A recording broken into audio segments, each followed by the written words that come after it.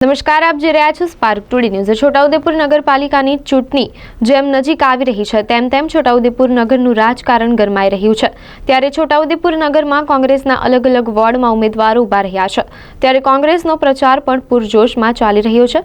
કોંગ્રેસના છોટાઉદેપુર નગરપાલિકાના પ્રભારી ભીખાભાઈ રબારી અને કોંગ્રેસ નેતા પ્રોફેસર અર્જુન રાઠવાની આગેવાનીમાં નગરના અલગ અલગ વોર્ડમાં કોંગ્રેસના કાર્યકર્તાઓ અને હોદ્દેદારો દ્વારા પ્રચાર હાથ ધરાયો હતો અને કોંગ્રેસના આગેવાનોએ ગંભીર આક્ષેપો પણ કર્યા હતા। સૌપ્રથમ તો તમારા દર્શકોને કોંગ્રેસ પાર્ટી વતી જય ભીમ, જય બાપુ, જય સંવિધાન। છોટાઉદેપુરમાં ભારતીય જનતા પાર્ટી સૌથી પહેલાં તો કોઈ ઉમેદવાર ન થાય એના માટે ધાકધમકીઓ આપી, પરંતુ અમે નિષ્ફળ ગયા। અમારી પાસે અમારા બહુ ખૂબ સરસ લોકોએ આપેલા 15 ઉમેદવારો છે। તે ઉપરાંત બીજા પણ લોકો લડી રહ્યા છે।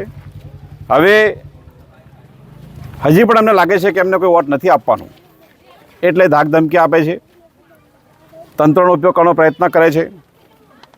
તો અને એમના મોટા મોટા નેતાઓ 2 દિવસ પહેલાં વડોદરાના બિલકુલ બદનામ થયેલા નિષ્ફળ, જેમના કારણે બદનામ વડોદરા આખું થઈ રહ્યું છે, એ માજી સાંસદ રંજન ભટ્ટ આવ્યા, એમને પ્રબુદ્ધ નાગરિકોને વાત કરી અને એમના આવ્યા પછી પ્રબુદ્ધ નાગરિકોને પણ ખબર પડી ગઈ કે છોટાઉદેપુરમાં જો નગરપાલિકા સારી ચલાવી હોય તો માત્ર ને માત્ર કોંગ્રેસ પાર્ટી એ કામ કરી શકે છે।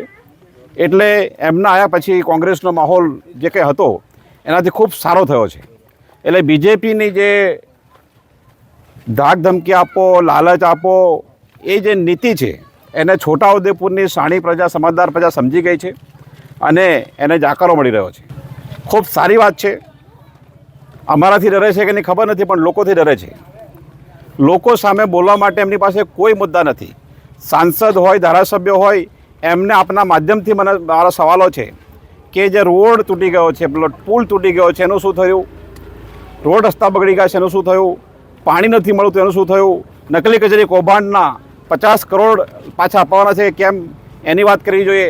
આ નગરપાલિકામાં 1,68,00,000 પોણા 2 કરોડ રૂપિયાનું કૌભાંડ થયું છે અને ભાજપના નેતાઓએ કર્યું છે। અહીંના સાંસદ, ધારાસભ્ય, એમના બધા નેતાઓએ મીડિયા સમક્ષ આવીને કહેવું જોઈએ કે પૈસા ક્યારે છોટાઉદેપુરને પાછા આપવાના છે। જો પાછા નહીં અપાવી શકવાના હોય તો એમને શરમ આવી જોઈએ કે આ છોટાઉદેપુરમાં મત માગે। કોંગ્રેસની સ્થિતિ એટલી દિવસે દિવસે સુધરતી જાય છે અને જે અમે ઉમેદવારો પસંદ કર્યા છે, સનિષ્ઠ છે, સમર્પિત છે, કોંગ્રેસને શિક્ષિત છે, યુવાન છે, બધી રીતે સક્ષમ ઉમેદવારો છે અને જે ભાજપનું શાસન આ નગરપાલિકામાં ચાલી રહ્યું, જે ભ્રષ્ટાચારી પાર્ટી છે આખી, એ પાર્ટીની અંદર બધા ભ્રષ્ટાચારીઓ, બળાત્કારીઓ, ગુંડાઓ, બદમાશોની આ પાર્ટી બની ગઈ છે અને કૌભાંડો એટલા બધા કર્યા છે આખા ગુજરાતમાં બધી જગ્યાએ।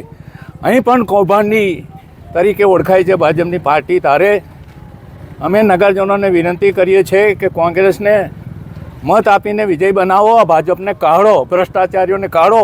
આ વહીવટ સારી રીતે સુધારવો હોય તો એકમાત્ર કોંગ્રેસ પક્ષ જ છે, એને મદદ કરજો એવી વિનંતી છે। મારું નામ છે ભીખાભાઈ રબારી, પૂર્વ ઉદ્યોગ ઉર્જા મંત્રી, ગુજરાત સરકાર અને પ્રભારી છું।